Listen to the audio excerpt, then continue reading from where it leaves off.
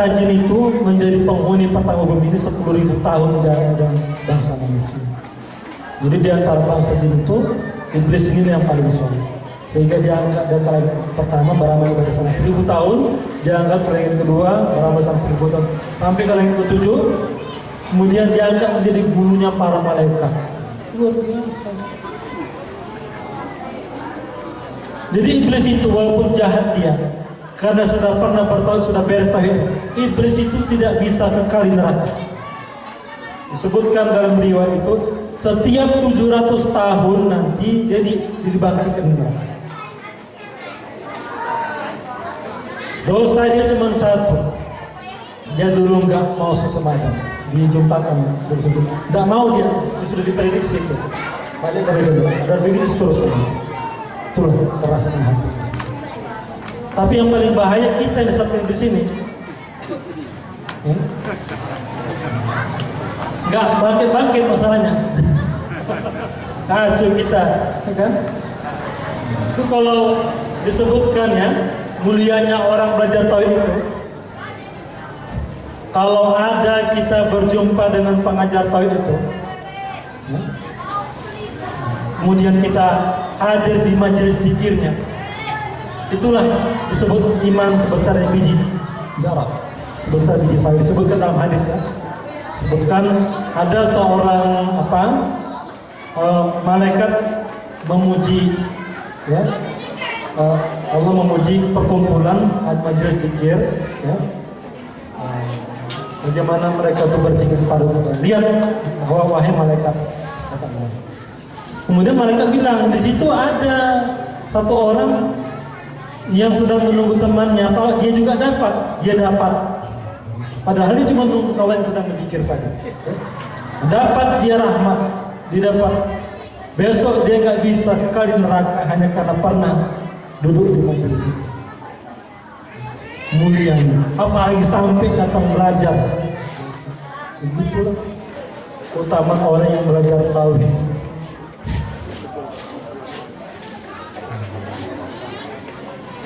Jadi dengan ilmu tauhid inilah, ya, besok dapat kita dengan ilmu hati ini, besok kita dapat kembali kepada Allah. Jadi kalau kita sudah mempelajari ilmu hati tadi, ya, kemudian dapat kita gunakan tadi menyertakan diri kepada Allah, sehingga nanti di akhir hayat kita malaikat pun tak dapat mencabut nyawa kita, sehingga Allah mencabut nyawa kita. Demikianlah mulia orang yang mempelajari. Bahkan kalau tubuh orang yang digunakan untuk menyertakan diri kepada Allah, untuk berzikir senantiasa, itu dijamin Allah itu tidak dimakan tanah, diharapkan dimakan tanah. Kalau dikuburkan begitu busuk dia langsung, itu belum beres tadi. Tapi kalau dikuburkan awet jasadnya, berarti ciri-ciri orang yang beres tadi. Nabi itu kalau kita bongkar jasadnya, utuh jasadnya. Para nabi, para wali Allah, semua orang-orang ahli ma'rifat itu utuh. Diharapkan dimakan Allah jasadnya, dan diharapkan juga dibakar api neraka. Jadi besok kalau ahli zikir itu lewat Siratal Mustaqim itu ya, lewat di atas itu, dia di atas itu padam neraka itu bisa hidup. Jadi kalau orang beriman ahli zikir dimasukkan ke neraka, nggak bisa hidup nerakanya, padam. Karena panas api neraka lebih panas lagi pada tubuh orang. Karena nur Allah itu cahaya. Tapi kalau tubuh orang yang belum beres tadi itu marah dia, jadi bahan bakar api neraka. Jadi besok bahan bakar api neraka itu batu dan manusia.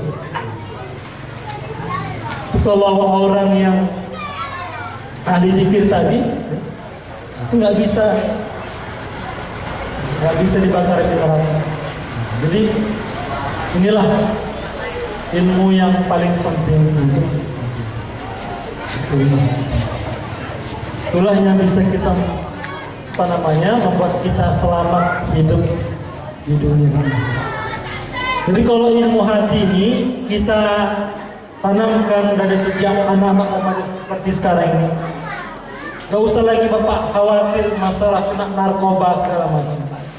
Kalau anak remaja kita sudah bisa hatinya digunakan untuk ingat Allah, maka Allah akan menunjuki dia. Karena hati itu dua komandonya Bapak Ibu sekalian. Ingat Allah, maka Allah akan menunjuki. Lupa, hamba saja. Allah maaf. Jadi kalau remaja kita sudah kita bakar dengan iman, insya Allah dia akan tertunjuki Bapak Ibu sekalian.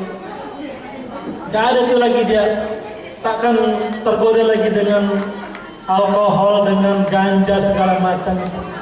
Insya Allah akan lurus dan menjadi generasi yang soleh dan soleh. Tapi kalau cuma materi saja kita kasih, hanya ilmu dunia, ilmu komputer, bahasa Inggris, ya segala macam kita kasih, tapi iman enggak kita tanamkan, dia menjadi tumbuh generasi yang cerdas, pintar, tetapi imannya kosong, kering spiritualnya. Maka itu tadi, anak kita kalau salah bergaul bisa nanti menjadi terjerumus narkoba dan segala macam. Jadi kalau ilmu hati ini sudah dipelajari, ya, maka tadi dikatakan hadis al-ijazah hal jasadu. Apabila bagus itu segumpal hati, maka bagus seluruh tingkah lakunya, perbuatan.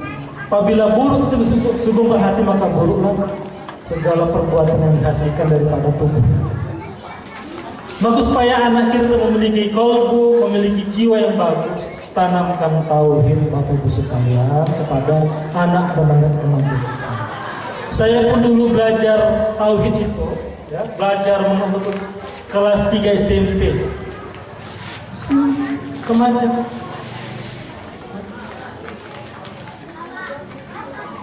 Jadi kalau dari sejak dini sudah kita kenalkan tauhid, anak kita akan menjadi generasi yang soleh.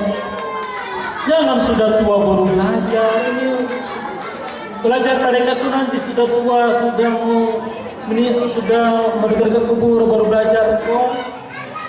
Kalau sudah tua belajar payah nanti. Ya. Dapat A hilang B. Paham pun sudah apa? Waktu pun sudah nggak banyak, sudah sibuk. Ya. Kesehatan pun sudah menurun, datang pun sudah lemah. Kalau anak-anak seperti kita ini, ya, anak-anak remaja kita ini masih muda, cepat datang kapan? Itu perlu diimankan anak kita. Maka menjadi tanggung jawab kita Bapak Ibu sekalian, bimbinglah anak-anak kita ini ke jalan yang benar. Ya, bagaimana cara carikan dia guru tauhid yang benar? Kalau sudah benar bertauhidnya nanti, insya Allah, ya, anak-anak kita nanti akan terarah. Jadi dalam tauhid itu kan dipelajari hati, ya. Tadi sampai membersihkan hati. Kalau sudah dia ingat Allah bersih hatinya, apalagi yang perlu kita khawatirkan dengan anak-anak remaja kita? Jadi kalau sudah bersih hati, maka akan lahir akhlakul karimah, ya, akhlak yang mulia. Maka dalam sejarah Rasul itu, ya, karena dari umur 6 tahun dia sudah memperoleh pengajaran tauhid. Jadi Rasul itu gak pernah silah, gak pernah berbuat salah ditemukan dalam sejarah. Kenapa? Rasul itu sedetik pun gak pernah hatinya lupa kepada Allah, senantiasa ingat kepada Allah. Maka Rasul gak pernah hilaf, gak pernah marah, ya, gak pernah berbuat salah. Kenapa? Allah senantiasa menunjuki dia. Malaikat senantiasa membimbing. Maka dia menjadi uswatun hasanah, suri toladan yang baik, contoh teladan yang baik. Jadi kalau kita mau anak kita juga mau menjadi anak yang soleh seperti idola kita Nabi Muhammad, maka dari sejak dini tanamkan tauhid itu kepada Allah. Bimbing dia. Jangan anak saja belajar, orang tua tidak, enggak boleh dua-dua. Orang tuanya lebih wajib juga anak kita imankan anak. Maka tadi saya bilang diseleksi gurunya, Bapak Ibu sekalian. Pilihkan guru yang terbaik untuk anak. Cari guru yang dapat menyampaikan pengenalan kepada Allah, yang sesuai dengan ajaran dan tuntunan Allah dan Rasul. Tugas kita. Kalau sudah kita imankan anak kita, kita pun sudah beres iman kita. Kapanpun ya, malaikat maut mau menjemput kita, mau sebentar lagi, mau besok, mau lusa, mau bulan depan, mau tahun depan, kita sudah siap standby. Gak ada yang perlu dikhawatirkan, ditakutkan ya? Karena kita sudah punya ilmu untuk dapat kembali kepada Allah. Jadi inilah pesan yang dapat saya sampaikan. Mudah-mudahan dengan peringatan Mi'raj ini ya, harapan kita dapat menyadarkan kita sehingga kita berupaya untuk menambah ilmu kita, iman kita, amal kita, takwa kita kepada Allah Subhanahu wa ta'ala, sehingga kita nanti dapat kembali kepada Allah ya, sebagai orang-orang yang beriman, yang telah memenuhi janji. Apa janji kita dulu? Kita berjanji untuk bertauhid kepada Allah. Atas dasar persaksian kita, perjanjian kita di alam ruh, itulah besok kita diajak sana. Kenapa? Barang siapa yang berjanji mesti menepati. Kalau kita nggak menepati janji, jadi supaya kita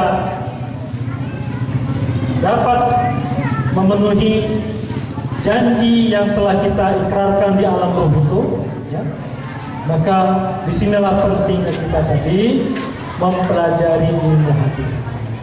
Ya. Jadi inilah harapan kita.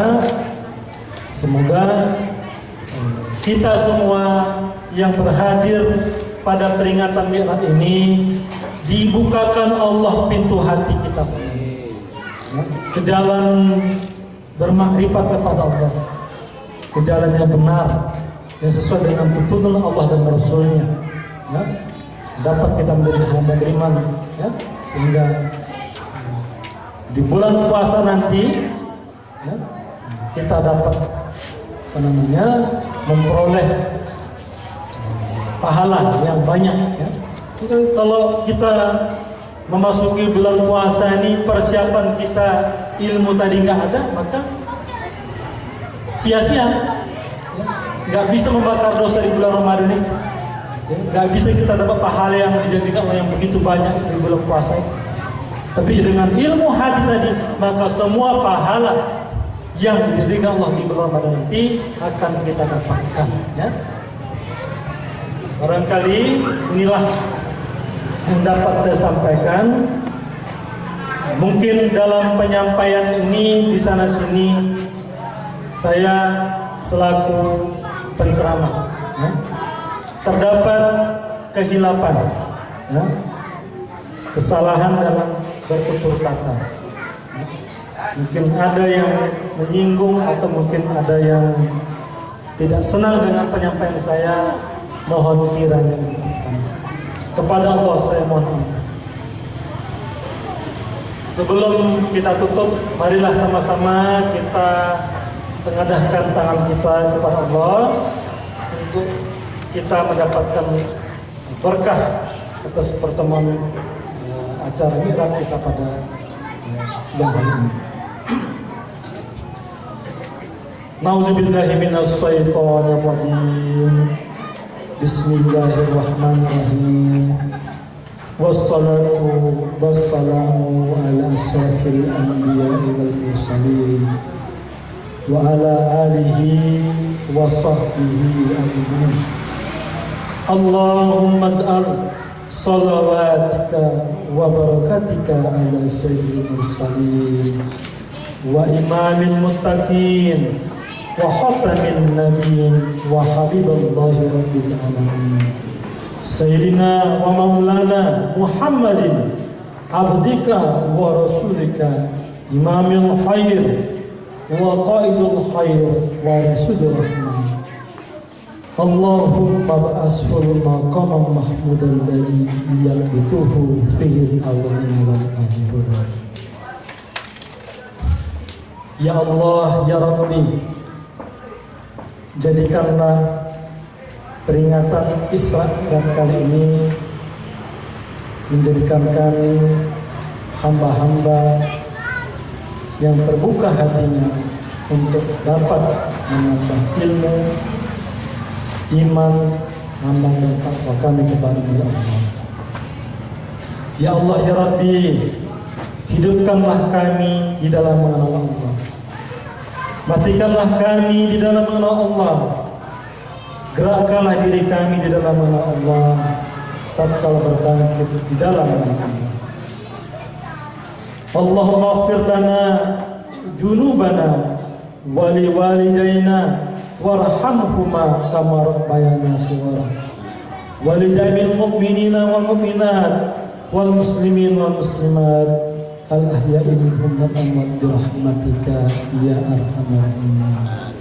Allahumma ij'al hadza jam'ana jam'an marhuma wa tafarruqana min ba'di tafarruqin ma'sum. Rabbana atina fid dunya hasanah wa fil akhirati hasanah wa qina adzabannar. Subhana rabbika rabbil izzati amma yasifun wa salamun alal mursalin walhamdulillahi rabbil alamin. Taqabbalallahu minkum. Assalamualaikum warahmatullahi wabarakatuh.